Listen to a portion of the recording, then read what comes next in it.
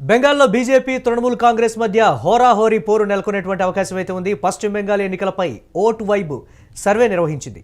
Vote vibe సర్వేలో సంచలన నిజాలైతే వెలుగు చూశాయి. దీదీ ప్రభుత్వానికి అనుకూలంగా 39.6% మంది ఓటర్లు అనుకూలంగా ఉన్నారు. కమలం వెంట 30.5% మంది నిలిచినట్టుగా తెలుస్తోంది. బీజేపీకి భరోసా ఇస్తున్నాయి నిమ్న వర్గాలు. కమలం వైపే ఎస్సీ ఎస్టీ ఓబీసీ ఓటర్లు ఉన్నారనేటువంటి సమాచారం. మైనారిటీల్లోనూ బీజేపీకి అనుకూలంగా పరిస్థితులు మారిపోయాయని కూడా చెప్తూ ఉన్నారు. రికార్డు స్థాయిలో కమలానికి జై కొడుతోంది యువత. మమతకు నిరుద్యోగం, ఎమ్మెల్యేలపై వ్యతిరేకతతో తీవ్ర ఇబ్బందులైతే నెలకొనేటువంటి పరిస్థితి ఉంది. ఇదే విషయానికి సంబంధించి మనతో మాట్లాడటానికి సెఫాలజిస్ట్ శ్రీనివాస్ గారు అందుబాటులో ఉన్నారు. శ్రీనివాస్ గారు నమస్తే. నమస్తే మురళి. ఎస్, రాబోయే రోజుల్లో భారతీయ జనతా పార్టీ అంటే చక్రం తిప్పబోతోంది అనేటువంటి ఒక మాట. బెంగాల్లో దీదీని గద్దెదించేందుకు తీవ్రమైనటువంటి ప్రయత్నాలు బీజేపీ ముమ్మరం చేసింది. ఓటు వైపు సర్వే కూడా అదే చెప్తోంది అనేటువంటి మాట ఎలా చూడాలంటారు దీన్ని? ఎస్ మురళి, యాక్చువల్ గా 2015 నుంచి అంటే ఒక క్రమంలో బీజేపీ అనేది బెంగాల్లో పెరుగుతూ ఉంది. మనము ఆ క్రమాన్ని చూస్తే మనకి అర్థమవుతుంది ఏంటంటే 2015లో 2 సీట్లు గెలిచిన, అంటే 2014లో 2 సీట్లు గెలిచిన బీజేపీ ఈ రోజు 2024 లోక్సభ ఎన్నికల్లో సుమారుగా తృణమూల్ కాంగ్రెస్ కంటే ఎక్కువ పర్సంటేజ్ ఓట్ షేర్ ని బెంగాల్లో సాధించడం జరిగింది. వారిద్దరి మధ్యన గ్యాప్ 7.1% ఉంది. సో అంటే సీట్లు గతం కంటే 18 సీట్లలో 6 తగ్గి 12 గెలిచినప్పటికీ ఓటింగ్ శాతం అనేది బీజేపీకి స్టాండర్డ్ గా పెరుగుతూనే ఉంది. అలాగే మమతా బెనర్జీ పట్ల ముఖ్యంగా యువత 18 ఏళ్ల నుంచి 24 మధ్య ఉన్న వాళ్ళు అసంతృప్తితో ఉన్నారు. ఇంకా మరొక కీలకమైన అంశం కూడా ఏంటయ్యా అంటే ఇక్కడ సామాజిక వర్గాల్లో చూసినప్పుడు ఎస్సీ ఎస్టీలు ఓబీసీలలో అధిక శాతం బీజేపీ వైపు మొగ్గు చూపుతున్నారు. అంటే ఎస్సీలలో దాదాపు 50%, ఎస్టీలలో కూడా నియర్లీ 40%, ఓబీసీలో కూడా 45% అబోవ్ ఎక్కువగా కూడా బీజేపీ పట్ల ఆకర్షితులు అవుతున్నట్టుగా మనకి తెలుస్తూ ఉంది. అదే సమయంలో ముస్లిం ఓటర్లలో కూడా గతంలో ఏకపక్షంగా మమతా బెనర్జీ వైపు ఉన్న ముస్లిం మైనార్టీ ఓట్లలో కూడా ఈసారి చీలిక అనేది కనిపిస్తూ ఉంది మురళి. అంటే ఇక్కడ రకరకాల కారణాలు కూడా కనిపిస్తున్నాయి. ఉపాధి లేమి అనేది, పెద్ద పరిశ్రమలు అనేవి రాకపోవటం, కొత్తగా ఉపాధి లేక నిరుద్యోగం అనేది పెరుగుతూ ఉంది. అది కీలకాంశంగా ఉంది. అలాగే శాంతి భద్రతలు, ముఖ్యంగా మహిళల భద్రత విషయంలో కూడా బెంగాల్లో ఒక రకమైనటువంటి మధ్యతరగతి ప్రజల్లో అసంతృప్తి అనేది మనకి బాగా కనిపిస్తుంది మళ్ళీ.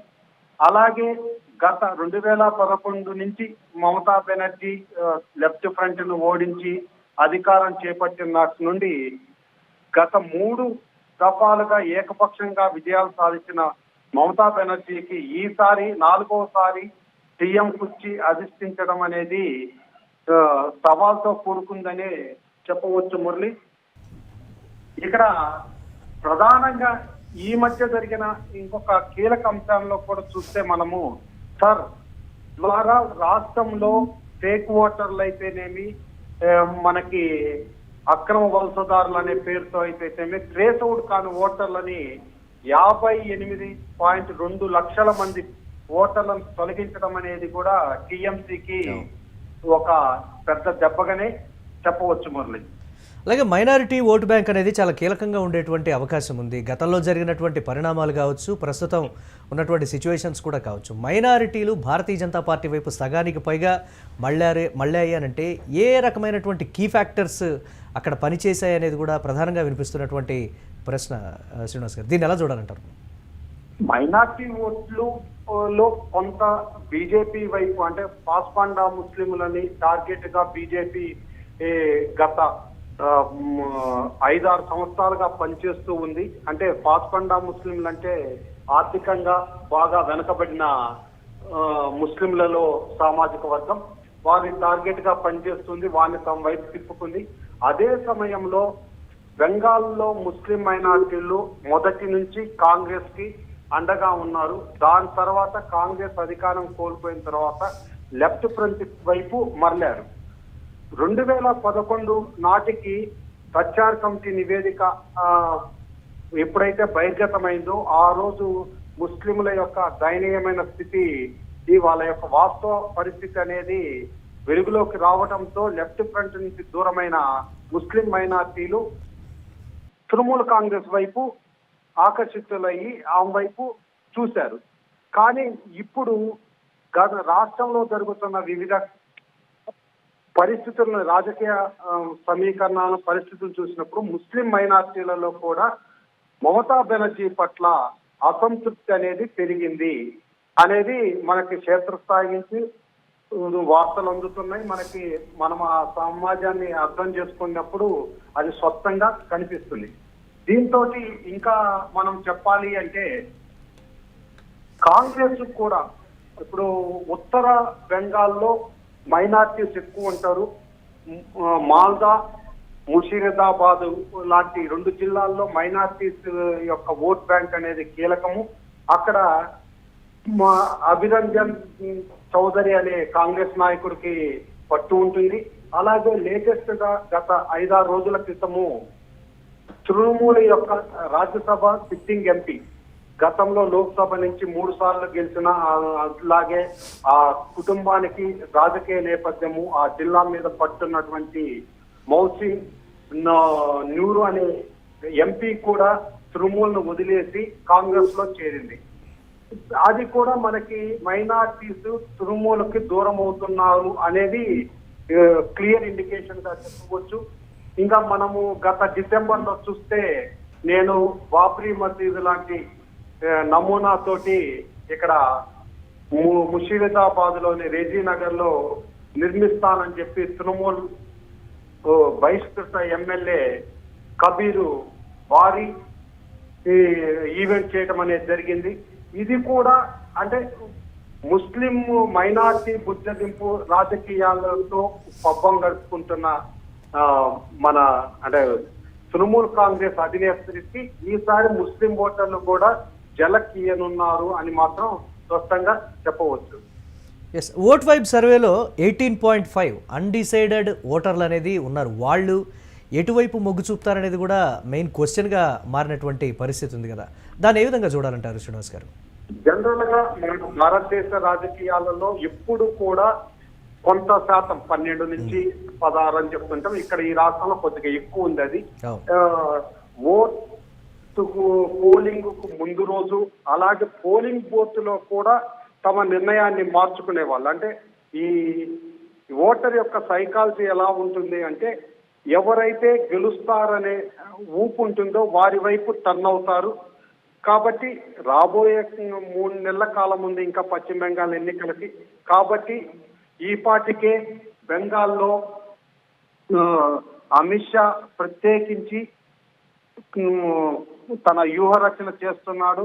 ఆయన చెప్పింది ఏంటంటే వారంలో కనీసం 4 రోజులు మీరు ఆఫీసుల తాళాలేసైనా క్షేత్రస్థాయిలో ప్రజలతో గడపండి, అలాగే కార్నర్ సమావేశాలని నిర్వహించి రాష్ట్ర వ్యాప్తంగా ఉన్న ఓటర్లను కలవడానికి ఇంటింటికి వెళ్ళండి అని చెప్పాడు. అలాగే ప్రజల నుంచి ఎలాంటి విన్నతులు ఫిర్యాదులు వస్తాయో వాటిని నోట్ చేయండి.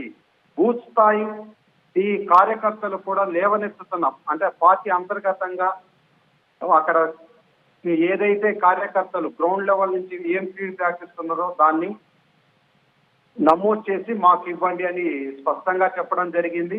అలాగే టికెట్ యాస్పరెంట్స్ ఎవరైతే ఉన్నారో వాళ్ళు ఈ 2 నెలల కాలం ఫిబ్రవరి, ఏప్రిల్ అంటే మార్చి దాకా మీరు ఏదో లాబింగ్ చేస్తే మీకు టికెట్లు ఇవ్వం. ఎవరైతే ప్రజలతో అనుసంధానమై వారితో కలిసిమెలిసి తిరుగుతూ ఉంటారో వారికే టికెట్ ఇస్తాం. మిమ్మల్ని మీరు ప్రజాక్షేత్రంలో నిరూపించుకుంటేనే మీకు టికెట్ అనేది స్పష్టంగా చెప్పడం జరిగింది మురళి.